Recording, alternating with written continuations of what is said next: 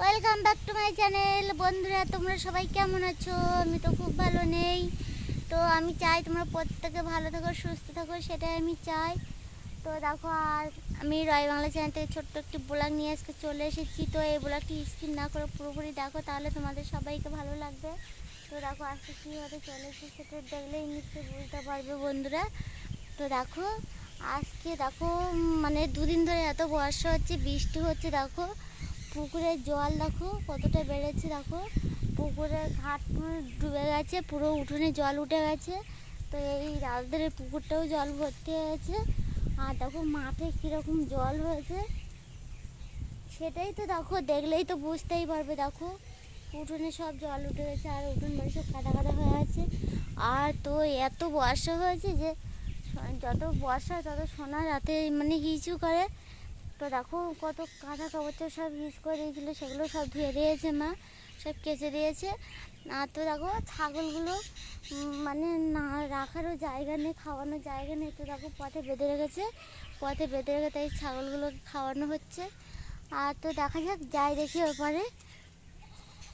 তো দেখো সবজি বাগান তখন সব ডুবে গেছে, তো ভীষণ ক্ষতি হয়ে গেছে। আর ওদিক দিয়ে পুকুর থেকে মাছ বেরিয়ে গেছে। তো মাছ বেরিয়ে গেছে, কী করবো আর। তো অনেকে অনেক কিছু মানে এই বর্ষায় মানে কারেন্ট জাল পেতেছে, আমরা কারেন্ট জাল পাতি না। তো আমার ড্রেনে অনেকে আটল পেতেছে, তাও আমরা পাতি না।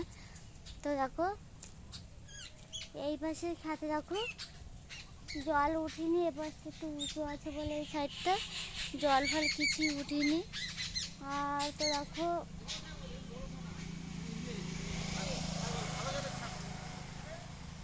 কলে আজ দুদিন ধরে জল দিচ্ছে না, তা প্রচুর কষ্ট জল আনার জন্য।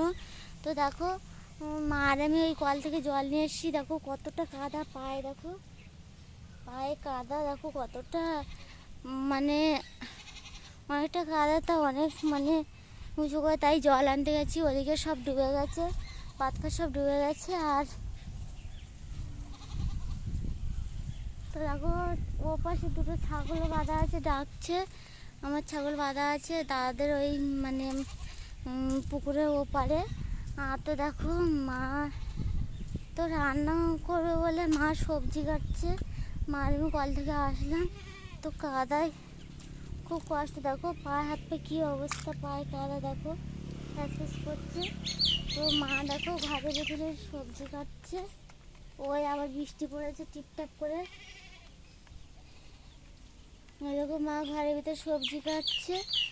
আর তো ভাবলাম আজকে একটু সেলাই করবো, কালকে সেলাই করছিলাম।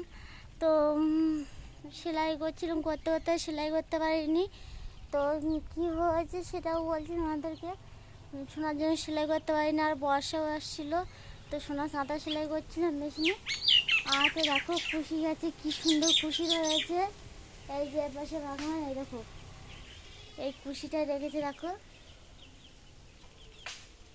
কি বড় খুশি, তাই না? এটা ফাঁকাতে রেখে দিয়েছে বাবা।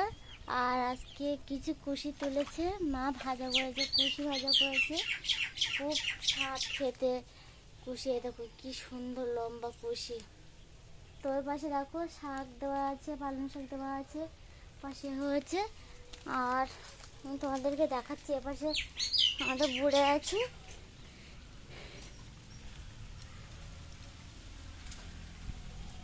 তো দেখো এপাশে সব ভরে আছে, মানে দেখো পুকুর টুকুর সব ডুবে গেছে। এই যে দেখতে পাচ্ছ বন্ধুরা, এই দেখো সব ডুবে গেছে, জলে পরিপূর্ণ হয়ে গেছে, মাঠেও জল ভর্তি হয়ে গেছে।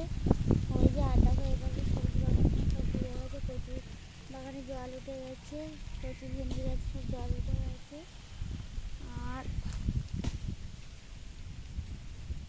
তো দেখো এখন কাদা কাদা হয়ে আছে।